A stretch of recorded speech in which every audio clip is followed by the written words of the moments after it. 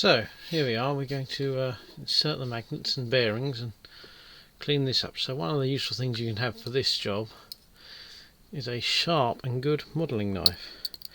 And so this is one of the features I designed in, which is why you need bridging on. So you can just, allows you to create features like this inside a print. If you see in here, here's where the magnets go. Now, if your magnets don't fit tightly in here, you can always use a little bit of glue just to help affix them. But you can use the old modelling knife to just clear this out of the way.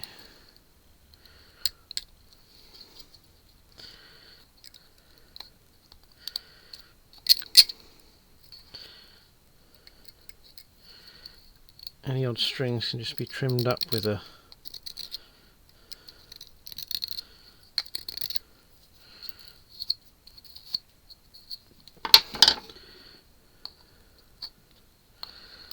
pair of cutters. You see we've got a second one in here. There we go. Brush that out of the way.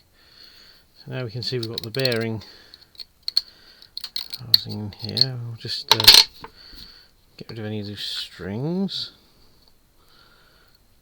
There we go.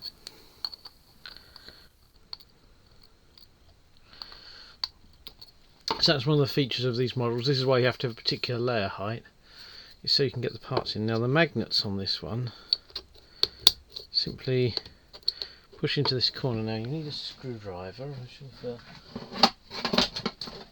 one up ready. Here we are. Oh, wrong one.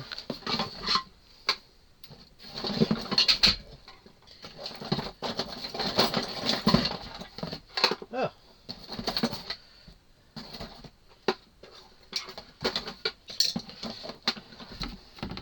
You can never pick up the right screwdriver when you need it, eh?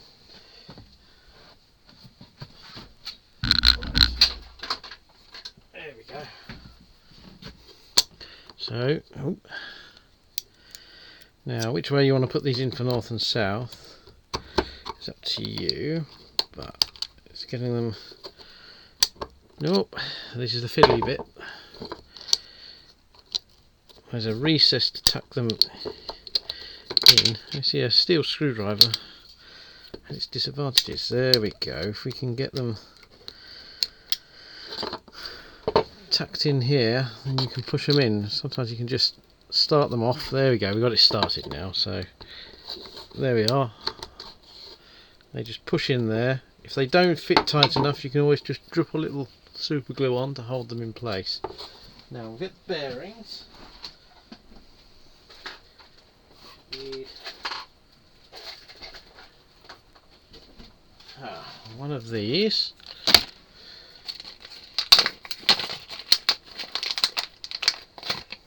One of these bearings, which is a 6701 2RS. That will be going in here. And then we have a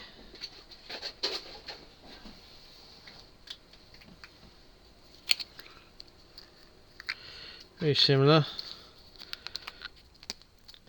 F6701ZZ. Focus, there you go.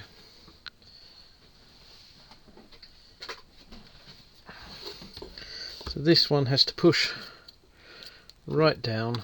I've got that in square to the bottom of this part in here. So we will, there we go.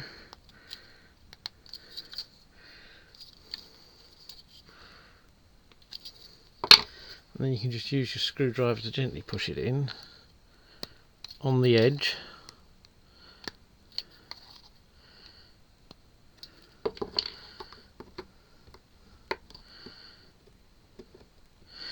Maybe ideal if I actually designed a little jig for doing this.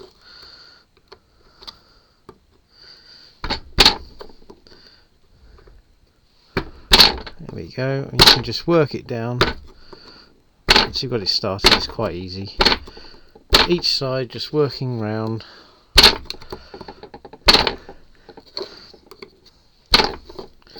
think we're at the bottom there. Yep, we're at the bottom. So there you go, that sits in there. This one sits right down inside there. So I'll put you another fiddly fit. You can kind of start it with your finger like that, and then just push it down flat, and there we go. So there's your two bearings and magnets installed.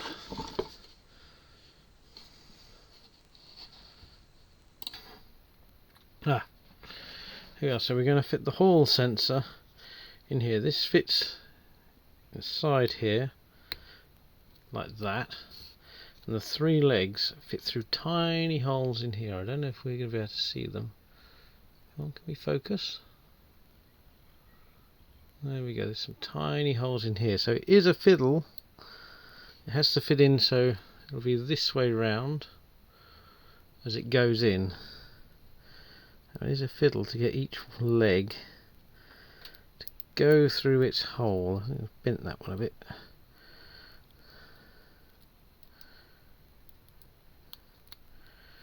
Once you do,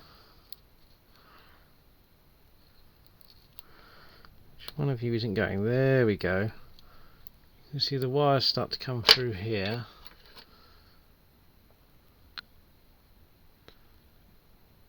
There we go. Come on, focus. There we go. So what you want to do is just make sure you bend them up so as they come through, they push up like that, out the way. And that'll be for us to solder to. This pushes in actually quite tightly. Pushes down, there we go. That's the hall sensor in, which lines up with those magnets. Now, the next part will be to solder to these legs. So just like before, you'll have the positive, the negative, and then the signal. So we need to trim them a little bit shorter. And we've got a little recess to fit in here, so we trim them a bit shorter so they'll fit back in.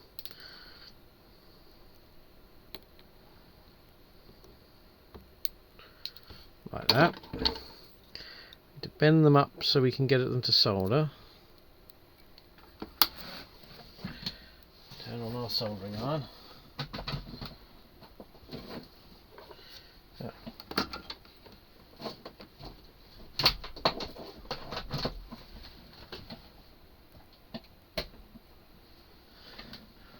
Turn on our soldering iron ready, and then we need to cut our wires. So here we're going to want quite long pieces of wire. Now we're going to use the same red, blue and green, but these have to travel all the way down the tube, all the way through. They will have to go all the way through this arm, which I haven't cleaned up yet. So you're going to need enough to go through there and then get to the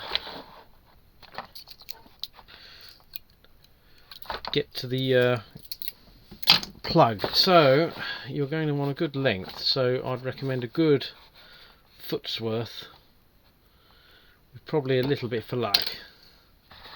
But you can always trim it shorter. Trimming it longer isn't an option. So just see how long I've made that, just so you know. We'll check the measurement of that.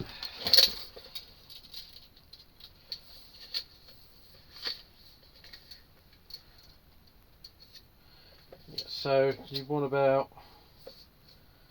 probably about 40 centimetres, 16 to 20 inches each piece. I'm just going to cut these from my pack, roughly the same length, and then we'll solder them just like we did before. You have to fit these now before you fit the handle on. We'll put the wire out of the way. There we go. So now you've got these soldered, we can put them on here. So we want to start with the red, we'll do each one. You can feed it, if you look here, you feed it through this little slot down here. This could be a bit fiddly.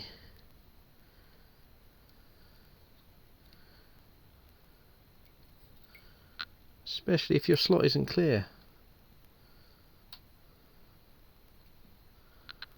Look at that. It's not, so I'll clean that up and I'll get them back.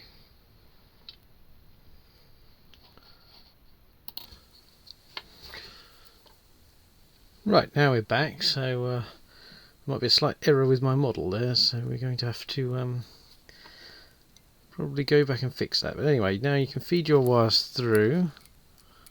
Here they come through here, just might as well feed all three through. Red,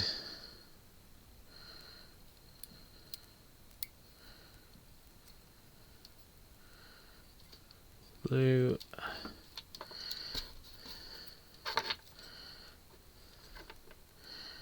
yellow,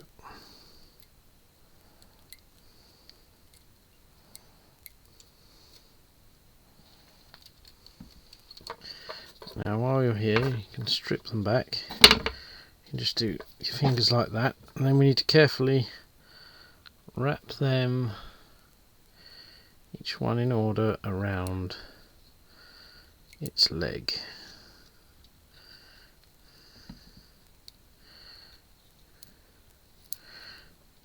Now these ones, you notice I may do from the bottom up to get a good solder joint, because there's plenty of room in there for each one. Pull it back a bit.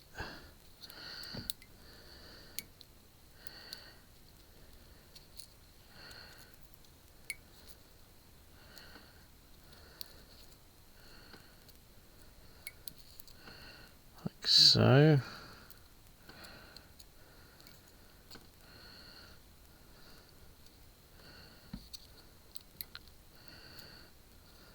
Just do the red.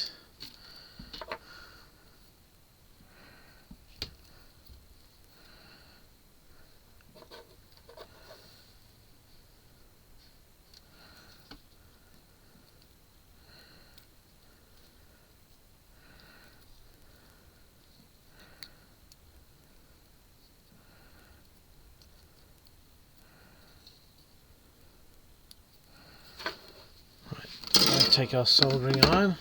It should be nice and hot, which it is. Remember, you always want your soldering iron nice and hot when doing stuff, and we can just solder each one of those like so. There we go.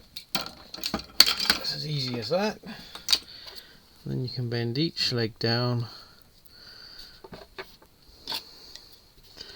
Just push it down into its slot, and the little stream parts will do it. You can always, I'm going to dribble a little glue in there just to hold them all where they should go.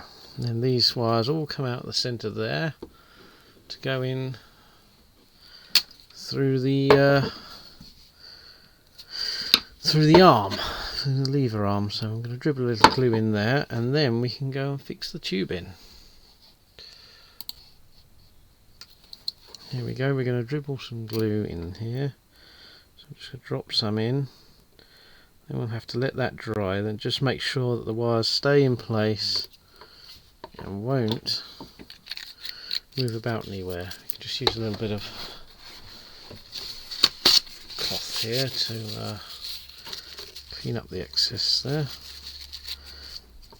And there we go, and then you don't have to worry too much about the looks of that. No one's ever going to see it, and the separate arms, make sure that all the solder connections stay separate anyway.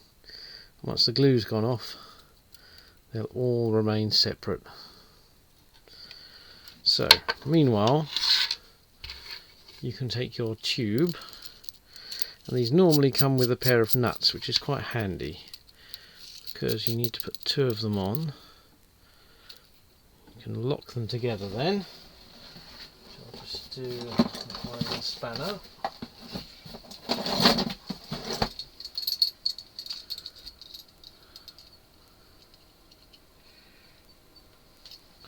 I wonder if I've got a little spanner here to fit.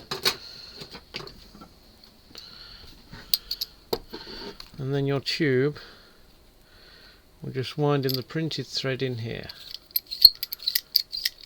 You just keep winding it down until it reaches the bottom.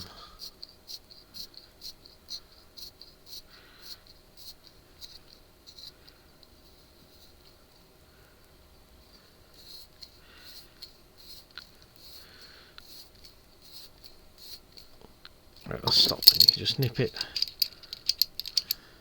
gently with the nuts you've locked, and you can undo those. And then these aren't needed anymore. These just come with it for the light fitting purposes, which is not what we're using for. Then you have the bottom bearing mount, which is this part. This is also threaded, and we'll screw onto here. You will probably need a spanner to help get you this screwed on. The thread is come out normally just a little bit stiff, which is what you want because you don't want them to come undone. So you can just wind that down, and this winds all the way to the bottom. Now the reason I didn't have the bearings directly on the tube was that normally these tubes aren't very accurate in diameter, and the bearing would then rattle around on the tube. So you didn't end up with a very nice feel or fit to your handle in the end. Now this will tighten down flat against the top here.